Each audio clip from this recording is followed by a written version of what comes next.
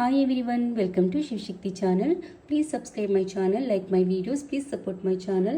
ఈ రీడింగ్లో మీ పర్సన్ మీ గురించి, మీ third party గురించి ఏం ఆలోచిస్తున్నారో చూద్దామండి. 10 of Pentacles. మీ పర్సన్ మీకు మ్యారేజ్ కమిట్మెంట్ ఇవ్వాలని ఆలోచిస్తున్నారండి. మీకు మ్యారేజ్ ప్రపోజల్ ఇవ్వాలని ఆలోచిస్తున్నారు. మీతో కంప్లీషన్ కోరుకుంటున్నారు. అండ్ మీరు ఎక్కడ దూరం అయిపోతారని ఒక పొసెసివ్నెస్తో ఫీల్ అవుతున్నారండి. మీ పర్సన్ మిమ్మల్ని ప్రొటెక్ట్ చేసుకోవాలనుకుంటున్నారు. అండ్ మీకు కమిట్మెంట్ ఇవ్వాలంటే తన లైఫ్లో ఏదైతే థర్డ్ పార్టీ సిచ్యువేషన్ ఉందో అది ఎండ్ చేయాలని ఆలోచిస్తున్నారు. ఇక్కడ చూడండి, కమిట్మెంట్ అయితే ఇవ్వాలనుకుంటున్నారు, కానీ మీ పర్సన్ ఎలాంటి ఎనర్జీలో ఉన్నారు? పేజ్ ఎనర్జీలో ఉన్నారు. పేజ్ ఎనర్జీ ఎలాంటిది? Childish behaviour, immaturity, speed actions. అంటే ఇక్కడ సీరియస్నెస్ తక్కువ, సరైన ఆలోచన అనేది తక్కువ.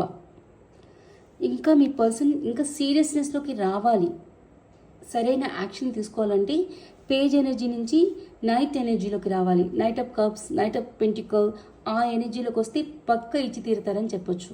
ఓకేనా? ఇది మీ గురించి ఆలోచిస్తున్నారు. అండ్ థర్డ్ పార్టీ గురించి ఏం ఆలోచిస్తున్నారు చూడండి. Queen of wands. Me person మాత్రం థర్డ్ పార్టీ దగ్గరికి వెళ్ళింది, చాలా అట్రాక్ట్ అయ్యే వెళ్ళారు. థర్డ్ పార్టీ బ్యూటీకి కానీ, లేకపోతే తను మాట్లాడే విధానానికి కానీ, తన వాయిస్కి కానీ బాగా అట్రాక్ట్ అయ్యి థర్డ్ పార్టీ దగ్గరికి వెళ్ళారు.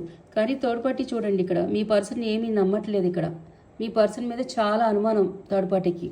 మీ పర్సన్ ఎవరితో అయినా కాల్స్ మాట్లాడుతుంటే, ఎక్కడికైనా వెళ్ళి ఉంటే, ఎవరితో అయినా మాట్లాడుతూ ఉన్నా సరే, ఎవరితో మాట్లాడుతున్నావు, ఎక్కడికి వెళ్ళావు, ప్రతిదీ ఆరా అనేది తీస్తుంది. అండ్ క్లారిటీ కావాలి తనకి. ప్రతి విషయంలో థర్డ్ పార్టీకి క్లారిటీ కావాలి మీ పర్సన్ నుంచి.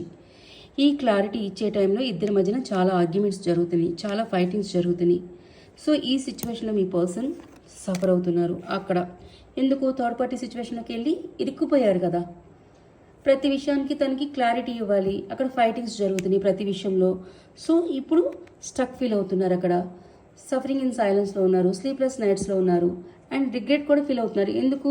మిమ్మల్ని చీట్ చేశారు కదా, మిమ్మల్ని మోసం చేసి వెళ్ళారు కదా. తను చేసిన తప్పుకి ఇప్పుడు బాధపడుతున్నారు. ఎందుకు? తను అనుభవిస్తున్నారు కదా అక్కడ వెళ్ళి. సో ఇప్పుడు ఏం ఆలోచిస్తున్నారు? మీకోసం యాక్షన్ తీసుకోవాలని ఆలోచిస్తున్నారు. ఈ థర్డ్ పార్టీ సిచ్యువేషన్ ఎండ్ చేసి మీకోసం యాక్షన్ తీసుకుని రావాలి.